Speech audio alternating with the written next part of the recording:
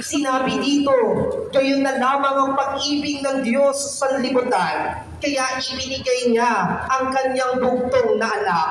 For God so loved the world that He gave us His only Son. Pero kay Jesus Nazareno, mga kapatid, nakikita natin kung paano siya umibig sa pagbaba, hindi sa pagmamataas. At habang mas bumababa si Kristo sa krus, lalo siyang tumataas sa ating buhay. Kaya habang mas marunong tayong bumaba, lalo nating nararanasan ang kapangyarihan ng Diyos. Kaya para sa atin po na mga deboto ng mahal na pong Jesus Nazareno, ito ang tandaan natin.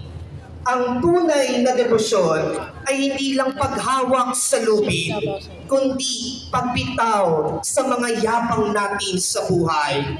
Hindi lang paglakad ng nakapaa, kundi pagyuko ng ating ulo. Kaya naman mga kapatid, sa pagdiriwang po natin, sa pagpapatuloy natin ang ating pagdiriwang ng banal na misa, ito ang simpleng tanong ngayong pistang ito. Sa bawat desisyon, sa bawat relasyon, at sa bawat problema ng buhay, sino ang itinataas mo? Sarili mo ba o si Kristo? Dahil kapag si Kristo ang itinataas, kahit tayo ang bumaba, hindi tayo mawawala. Tayo ay itataas ng Diyos. Amen. Oh, wala pa. Magsitayo na po. Sumasampalataya ako Sa Diyos, Amang makapangyarihan sa lahat, na may gawa ng langit at lupa. Sumasampalataya ako kay Yesu Cristo, isang anak ng Diyos, Panginoon natin lahat, nagkatawang tao siya, dalang ng Espiritu Santo, ipinanganak ni Santa Maria Virgen, pinagpakasakit ni Poncio Pilato, ipinako sa krus, namatay, Tagal nun. nanaog sa kinaroroonan ng mga yumaon, ng may ikatlong araw, nabuhay na muli, umakyat sa langit, naluluklok sa kanan ng Diyos, Amang makapangyarihan sa lahat. Doon magmumulang ka dito at hukom sa nakabubuhay at nakamatay ng tao. Sumasampalataya naman ako sa Diyos Espiritu Santo, sa banal na simbahang katolika, sa kasamahan ng mga banal, sa kapatawaran ng mga kasalanan, sa pagkabuhay na muli na nakamatay na tao, at sa buhay na walang hanggan. Amen.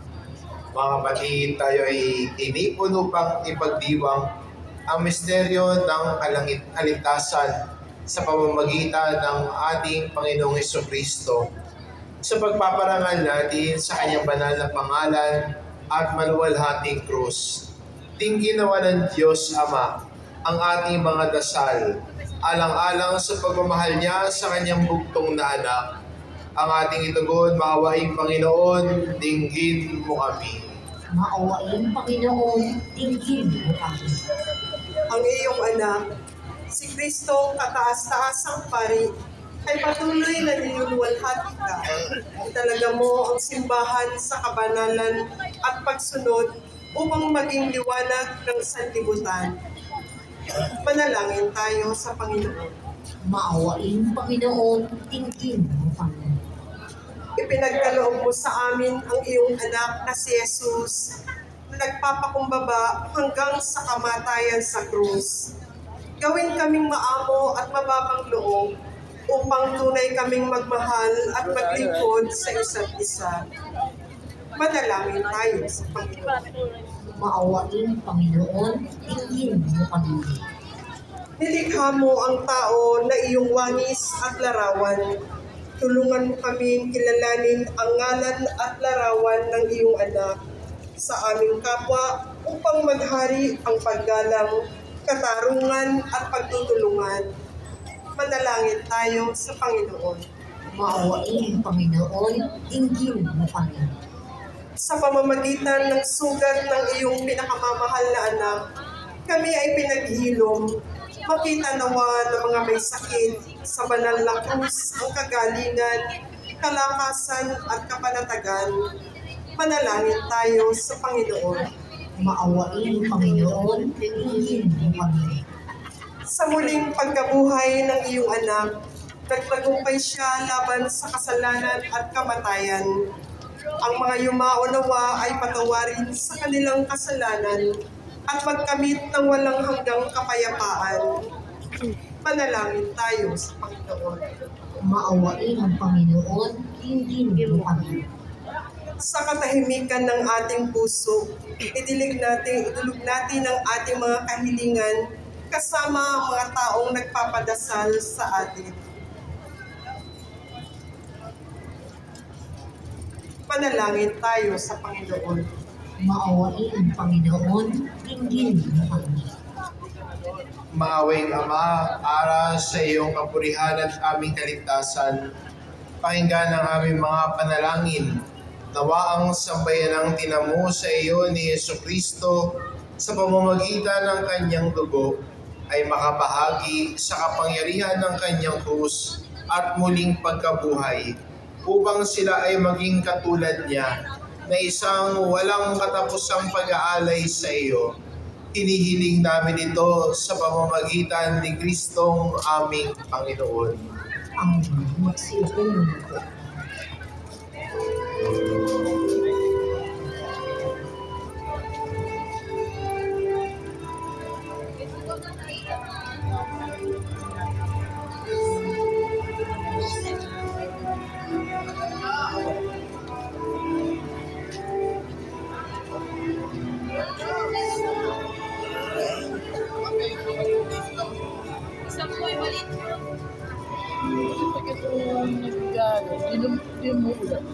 Kaya nga eh.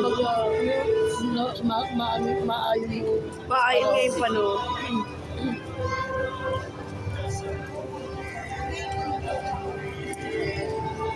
Ano yung dami yung... Oo. Nakisama.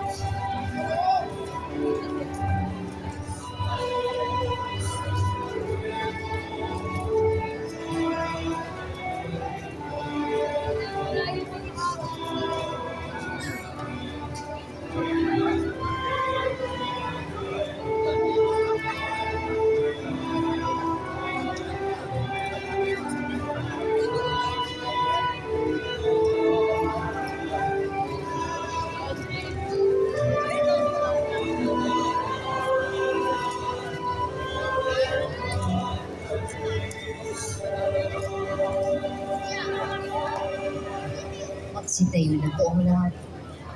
Manalangin kay mga kapatid upang ang paghahain natin ay kalugdan ng Diyos amang makapangyarihan. Tanggapin nawa ng Panginoon itong paghahain sa iyong mga kamay sa papurihan niya at karangalan sa ating kapakinabangan at sa buong sambayanan niyang banal. Ama naming lumikha sa ikapagpapatawad ng mga kasalanan, maganap nawa ang paghahaing ito. Nasa tambalan ng krus ay siyang pumawi sa kasalanan ng buong mundo. Sa pamamagitan ni Jesucristo, kasama ng Espiritu Santo magpa sa walang hanggan. Amen. Sumainyo ang Panginoon. At sumainyo. Itaas sa Diyos ang inyong puso at diwa. Itinaas na namin sa Panginoon. Pasalamatan natin ang Panginoong ating Diyos. Marapat na siya ay pasalamatan. Ama naming makapangyarihan, tunay ang marapat na ikaw ay aming pasalamatan. Iyong ipinasyang sa kahoy na krus ang sakatauhay tubusin ni Jesus. Sa punong kahoy na kapuwang ang kamatayan, sa kahoy na krus itiranghal ang pagkabuhay. Sa punong kahoy na dahigang sumuway sa iyo, sa kahoy na krus na sa inadaig ng masunuring anak mo. Kaya kaisa ng mga anghel na nagsisiawit ng papuri sa iyo, nang walang humpay sa kalangitan, kami nagbubunyi sa iyong kadakilaan.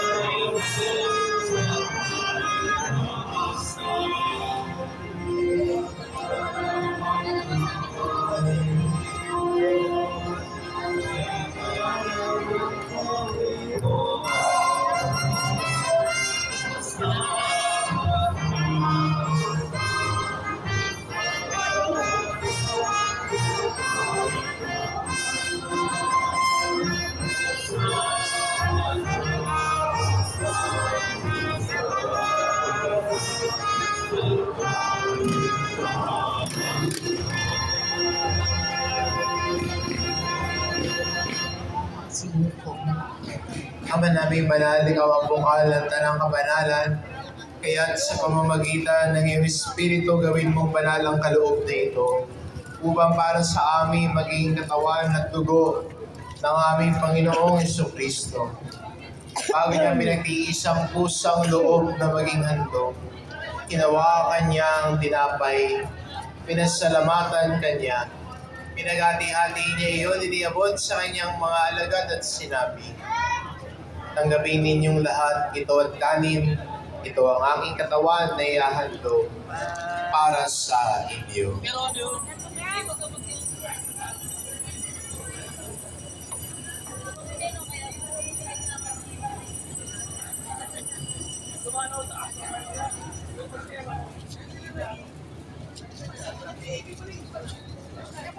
Gayun din naman na matapos ang hapunan, hinawakan niya ang kalis, muli kanyang pinasalamatan. Iniabot niya ang kalis sa kanyang mga alagad at sinabi, "Tanggapin ninyong lahat ito at inumin. Ito ang kalis ng aking dugo, ng bago at walang hanggang tipan. Ang aking dugo na ibubuhos para sa inyo at para sa lahat, sa ikapagpapatawad ng mga kasalanan.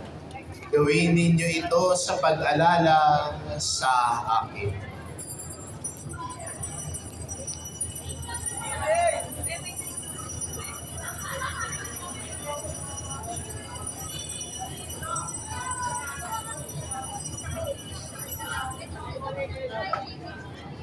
Magsitayo na po ang Ipagbunyi natin ang misteryo ng pananampalataya. si Kristo'y namatay, si Kristo'y nabuhay, si Kristo'y babalik sa wakas ng panahon. Ang mga ginagawa namin ngayon ang pag-alala sa pagkamatay at muling pagkabuhay ng iyong anak. Kaya inaalay namin sa iyo ang tinapay na nagbibigay buhay at ang kalis na nagkakaloob ng kaligtasan. Kaming nagpapasalamat dahil kami iyong minarapat na tumayo sa harap mo para maglingkod sa iyo. Sinasamo namin kaming magsasalo-salo sa katawan at dugo ni Kristo ay mabuklod sa pagkakaisa sa pamamagitan ng Espiritu Santo. Ama, lingapin mo ang iyong simbahang laganap sa buong daigdig. Puspusin mo kami sa pag-ibig kay San Leon na aming Papa at ni Jose na aming Obispo at ng Tanang Kaparian. Alalahanin mo rin ang mga kapatid naming nahimlay na may pag-asang sila'y muling mabubuhay, gayon din ng lahat ng mga pumanaw. Kaawaan mo sila at patuloyin sa iyong kaliwanagan. Kaawaan mo at pagindapatin kaming lahat na makasalo sa iyong buhay na walang wakas. Kaisa na mahal na Birheng Maria na Ina ng Diyos, ng kabiyak ng puso niyang si San Jose, kaisa ng mga apostol at ng lahat ng mga banal na namuhay dito sa daigdig ng kalugod-lugod sa iyo. May pagdiwang nawa namin ang pagpupuri sa ikararangal mo sa pamamagitan ng iyong anak na aming Panginoong Heso Kristo. Sa pamamagitan ni Kristo, kasama niya at sa Kanya, ang lahat ng parangal at papuri ay sa iyo, Diyos amang makapangyarihan, kasama ng Espiritu Santo, magpa sa walang hanggan.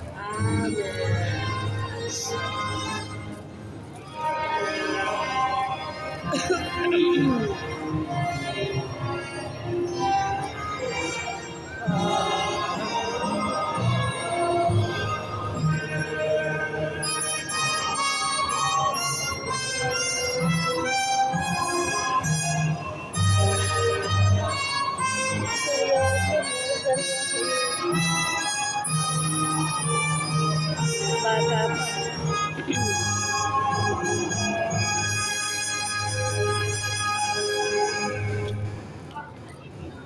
Sa tagubilin ng mga nakagagaling na utos at turo ni Jesus na Panginoon natin at Diyos, ipahayag po natin ng lakas loob.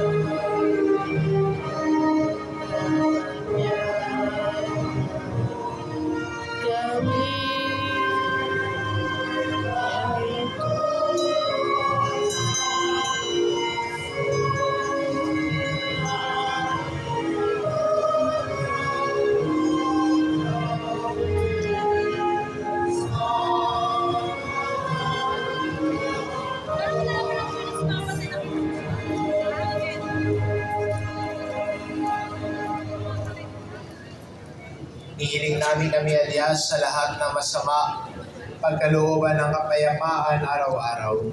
Iligtas sa kasalanan at ilayo sa lahat ng kapahamakan.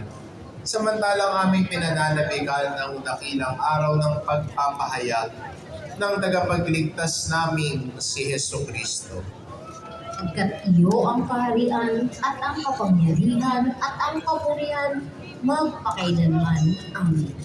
Panginoong Jesucristo, sinabi mo sa iyong mga apostol, kapayapaan ang iniiwan ko sa inyo, ang aking kapayapaan ang ibinibigay ko sa inyo. Tungayan mo ang aming pananampalataya at huwag ang aming pagkakasala. Pagkalooban mo kami ng kapayapaan at pagkakaisa, ayon sa iyong kalooban, kasama ng Espiritu Santo, magpa sa walang hanggan. Amen. Ang kapayapaan ng Panginoon ay laging sumainyo. At sumainyo rin. Magbigayan kayo ng kapayapaan sa isa't isa.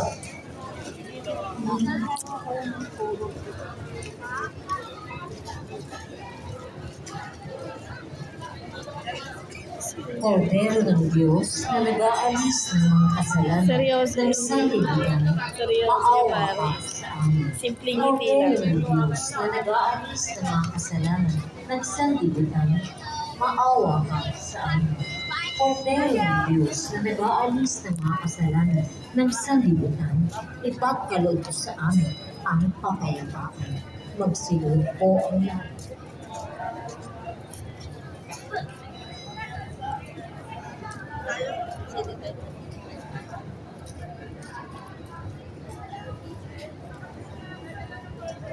Itong kordero ng Diyos, ito nag-aalis ng kasalanan ng sanlibutan.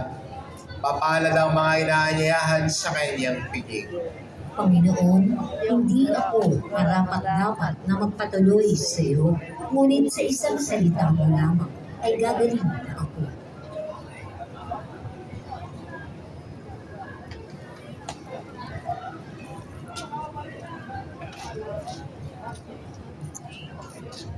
Para sa lahat ng tatanggap ng banal na komunyon, sasagot po tayo ng amen pagkasabi ng pari o lay minister ng katawan ni Kristo at isugot sa bibig bago umalis sa harapan ng pari o lay minister.